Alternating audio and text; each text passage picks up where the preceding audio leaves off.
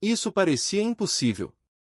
Um dos maiores gênios da história do futebol foi considerado velho, dispensável e sem futuro. Aos 32 anos, o clube onde tinha construído uma lenda deixou-o sair, sem receber um único euro. Parecia o fim. Parecia que a carreira de Andrea Pirlo estava terminada. Mas aquilo que aconteceu a seguir tornou-se numa das maiores humilhações da história do futebol italiano. Enquanto o Milan mergulhava num longo período de decadência, Pirlo conduzia a Juventus para uma era de domínio absoluto. Como é que um clube cheio de campeões conseguiu cometer um erro tão gigantesco? Como é que um jogador acusado de estar acabado conseguiu reinventar-se e provar que a inteligência pode derrotar a força? Esta não é apenas a história de Andrea Pirlo. É a história de um homem que mudou a forma como o futebol é jogado. Quando, em maio de 2011, a Juventus anunciou a contratação de Andrea Pirlo a custo zero, muitos adeptos ficaram incrédulos.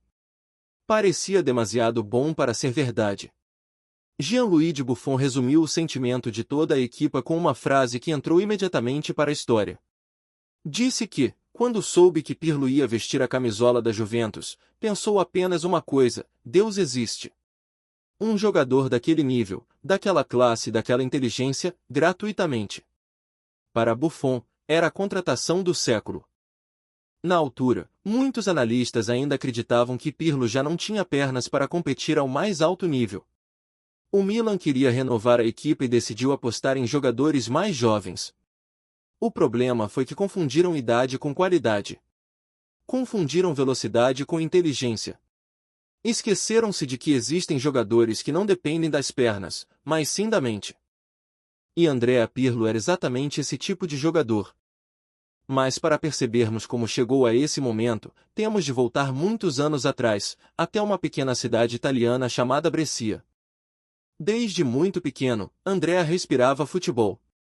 A sua mãe recordava que o filho brincava com uma bola em qualquer lugar da casa. No corredor, no quintal, no quarto.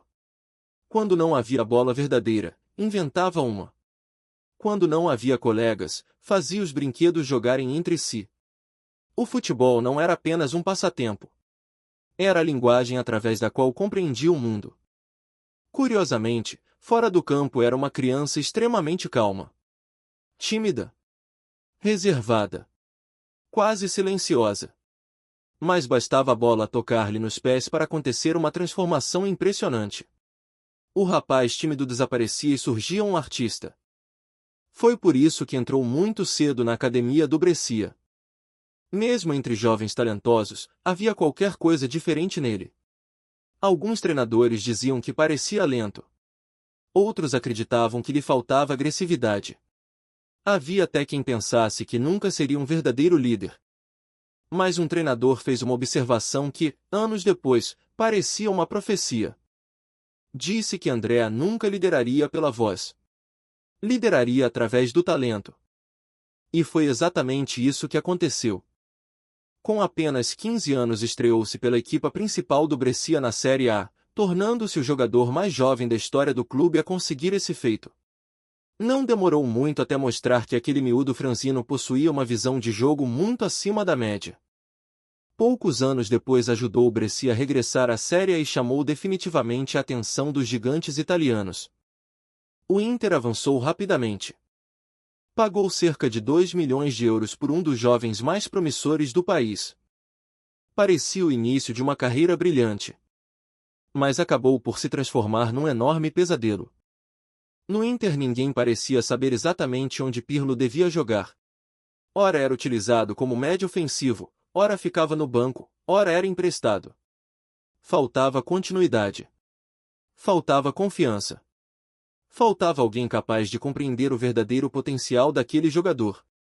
Durante 3 temporadas ligadas ao Inter, realizou apenas 22 jogos na Série A. Para muitos jovens talentos, isso teria significado o fim. Mas o destino tinha outros planos. O Brescia voltou a recebê-lo por empréstimo. E foi precisamente aí que tudo mudou. Nesse mesmo verão, o clube contratou uma das maiores lendas do futebol italiano. Roberto Baggio. Um dos jogadores mais mágicos que o mundo já viu. O problema era evidente. Baggio precisava de atuar atrás dos avançados. Pirlo também. Dois artistas para o mesmo palco. O treinador Carlo Mazzoni teve então uma ideia absolutamente revolucionária. Em vez de afastar um deles, decidiu recuar Andrea Pirlo para uma posição muito mais profunda. Colocou-o à frente dos defesas. Transformou-o num regista. Naquele momento talvez ninguém percebesse a dimensão dessa decisão. Mas o futebol estava prestes a mudar. Mazzoni acreditava que, mais perto dos avançados, Pirlo teria demasiado pouco espaço para pensar. Os adversários pressionariam imediatamente. As suas qualidades ficariam limitadas. Mais atrás, pelo contrário, teria tempo para observar o jogo inteiro. E quando Andrea tinha tempo, acontecia magia. Cada passe parecia calculado ao milímetro. Cada mudança de flanco parecia desenhada com régua. Cada lançamento deixava os colegas isolados. O Brescia começou a jogar um futebol absolutamente encantador.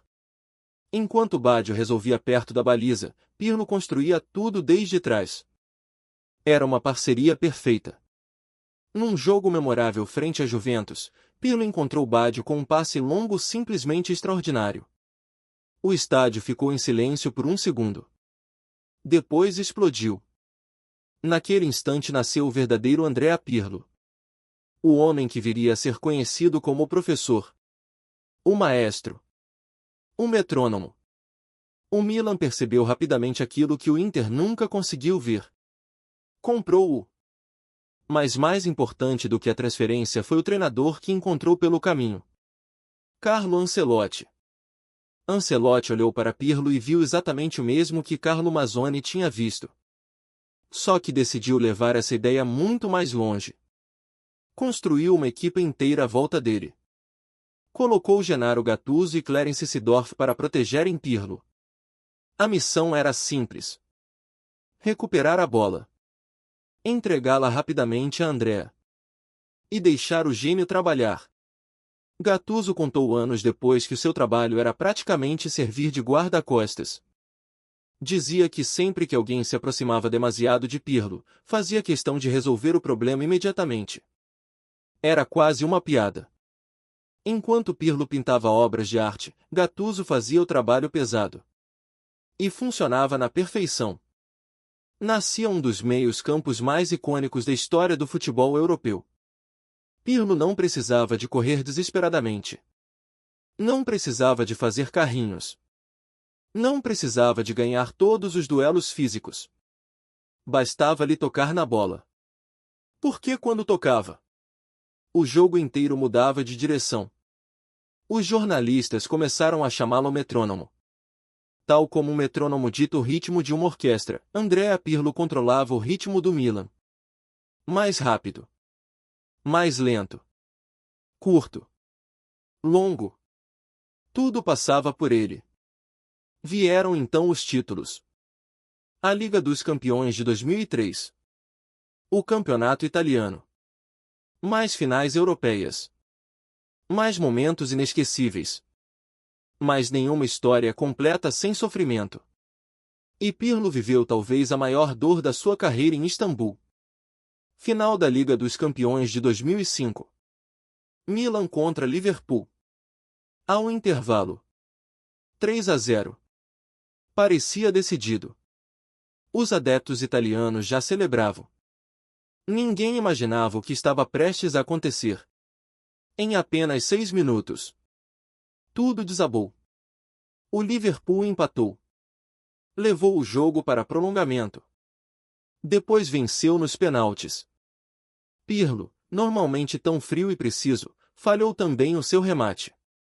Mais tarde confessaria que ficou destruído psicologicamente. Chegou a pensar seriamente abandonar o futebol. Sentia que tinha falhado toda a gente. Que já não merecia vestir uma camisola profissional. Passaram meses até conseguir recuperar. Mas foi precisamente essa dor que moldou o jogador que o mundo voltaria a admirar. No Mundial de 2006 parecia um homem diferente. Mais calmo. Mais frio. Mais inteligente. Na meia-final frente à Alemanha, já no minuto 119, recebeu a bola rodeado por adversários. Qualquer outro jogador teria rematado. Qualquer outro teria entrado em pânico. Pirlo não. Esperou. Mais um segundo. Mais meio segundo. E quando toda a defesa alemã pensou que ele tinha perdido o momento, fez um passe invisível. Fábio Grosso apareceu. Golo. Itália na final. Dias depois veio o título mundial. Andrea Pirlo foi um dos grandes heróis daquela campanha. Com apenas 27 anos levantava a taça do mundo. Mas o mais impressionante era ouvi-lo explicar a forma como via o futebol. Dizia que nunca perseguia a bola. Esperava por ela. Observava. Pensava. Escolhia o momento perfeito. Não era preguiça. Era inteligência. Enquanto muitos jogadores jogavam com os músculos, Pirlo jogava com o cérebro. Os anos passaram. Os títulos continuaram. Mas chegou 2011. Depois de 10 temporadas. Mais de 400 jogos. 41 golos. 2 Ligas dos Campeões. Um Mundial. O Milan decidiu que já não precisava dele. Foi um dos maiores erros de avaliação da história do futebol moderno. A Juventus abriu-lhe imediatamente as portas. Antônio Conte ofereceu-lhe liberdade total. Num sistema com 3 defesas e muito espaço no meio-campo, Pirlo parecia rejuvenescido. Voltou a controlar todos os jogos. Voltou a espalhar magia. Voltou a transformar colegas em estrelas. Vieram 4 campeonatos italianos consecutivos. A Juventus tornou-se praticamente imparável. Enquanto isso, o Milan atravessava